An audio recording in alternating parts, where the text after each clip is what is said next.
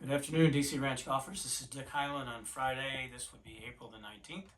And the reason I'm inside on this glorious day outside is because my allergies are going crazy. So here we are, Roundup, first day, and they're out there playing. So I've got a couple of minutes just to talk to you, and I'm glad to do that. And tomorrow would be our last two 9-hole matches, so making that 5 9-hole matches for the total. And then we have a shootout tomorrow afternoon. So if you're inclined and you're in the area and you want to come see the shootout, it'll be on number 18. So you just hang out on 18 green and have a refreshment of choice, and then we'll get the champions decided after the tournament is over. So a couple things coming up on May the 13th. We have the USGA local qualifier, and that is kind of a highlight for these players coming in here. We are one of the first sites to sell out according to the USGA. What we would like to ask is that if you have any time on the 13th, which is a Monday, and they go off from 7:30 a.m. until 9:30 a.m., and that's it for the day. We need some volunteers. If you can help us out, that would be wonderful. And that can happen by calling Jerry Mahanke or certainly contacting me here at the club, and I'd be glad to pass that along. Our next event coming up would be the Stampede. That's May 2, 3, 4, same format, 27 and 18. And that should about do it for the spring member guests for the guys. Also, I've been asked by many members who are in homes adjacent to the golf course that would I remind you that the men's restrooms are adjacent to holes number 5T, number 9 green, and number 12T. So 5, 9, and 12.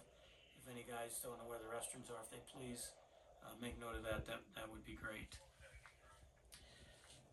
Private carts. I've been asked about private carts being allowed on the golf course. The answer is no. That is a club policy that the private carts must stay in the parking lots and not near the practice areas, and certainly not near the golf course. So if you please adhere to that, that would be wonderful. Dress code. Here we go. We're getting into the summer when it's a little bit warmer, but we still have to adhere to the dress code. The guys, the simple three are: the hats are on straight, the shirts are tucked in, etc., etc. No jeans. We all get that. And for the gals, just appropriate attire, be it on the golf course or around the pool area. So if you have any questions, please let us know. 1 and 10 tee starts, what we've done recently to try and make the turns a little bit easier. And what I'm referring to is when we have a late tee time going off of one of the tees, say it's a 1:50 time and a 12 o'clock time has gone out and blazed around their first 9, they think that they have the right of way to the 10th tee. That's not the case. The 150s have the privilege to go off first and then followed by the 12 o'clock. So that's how the program really works on the first and the 10th tee. And speaking of which, people often ask about the first and 10th tee. And as we get into the warmer part of the summer, we get to play a little bit earlier on both 1 and number 10. And by that I mean you get to play and finish earlier and finish with your friends. So before it gets too hot, so that seems to work out quite nicely. Please, when you're riding in your carts, do not turn off that Visage button that's on the cart. It throws the Visage screen awry, and I know that you think you're doing yourself some good by being able to go where you choose to with your golf cart, but really we would prefer that you don't do that. It's doing some damage to the carts, and Visage sending us emails is asking to please remind the members, so that's what we're doing right now. Allergies and sunscreens for the kids. Obviously, as I said, I'm in here because I've got terrible allergies, and the more I go outside, the Palo Verdes find their way with me like you can't believe. So I try and make sure that I take the appropriate Zyrtex or Claritins or whatever we've got in the locker rooms to maybe ease my pain a little bit.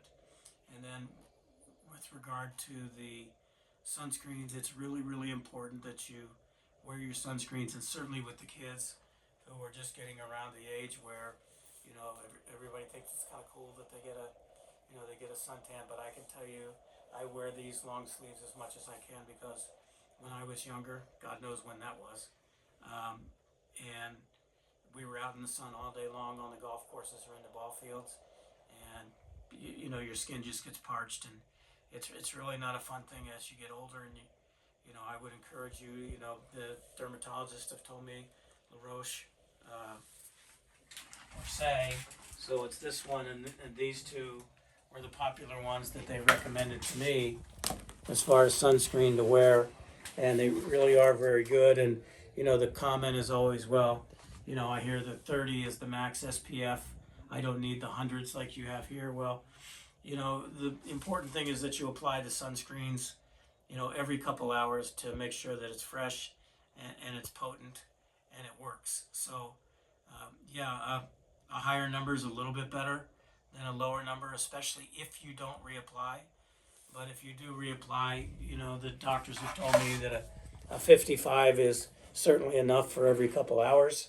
But I just want you to put some sunscreens on yourselves and your children, and that's really helpful. And I have some pictures on my phone of when I was in a situation where I had all this pre-cancer stuff blown off my arms, and I would ask juniors, I said, if you don't have sunscreen, I'm not teaching. So, just a lesson learned the hard way, and I don't want the children to go through that. So please make sure that they have proper sunscreens on. Also, I had a message to me last week saying, what did I do when I was really competing, when I was in my 30s and 40s, and I think I remember back that far, but, especially on the putting greens, I wouldn't go into a tournament practicing putts that I, by and large, didn't think I could make. So I would practice, 2-foot putts, maybe max, so I could see the ball go in the hole, and I'd go to the first tee in a good frame of mind. And then I wouldn't practice 10 to 15 footers. I would practice longer lag putts, and that seemed to help me get through the tournaments a little bit easier, because you don't want to go to that first tee with, bad things going on in your mind, and we've all been there. But if you stand up to that first 4-footer on the first hole that you play, and you've got thoughts going through there, the demons are getting in, and you got to keep them out. So that's why I'm recommending no more than a 2-footer, maybe to start off the short ones, and nothing between that and, let's say, a 20-footer, and just lag it in there to get good vibes as you go to your first tees. And I would definitely recommend that. Again, if you've got any more questions, please send them to me.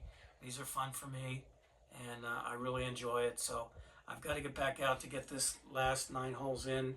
I just wanted to steal a little bit of time with Fidan and talk to you about some things that we think are important. We're going into the summer. As you know, we've got 2 weeks in the month of July after the 4th of July where the course will be closed for our super duper maintenance programs, where we blitz everything with deep pine aerifications, from the greens to the rough to the fairways for sure. So if you want to plan your family vacations, I'd encourage you to do it during that time. So this is what I have for now. The conditions are great out there. The sun's up in the sky. It's not terribly hot. So let's get out and play a little bit more. Thanks.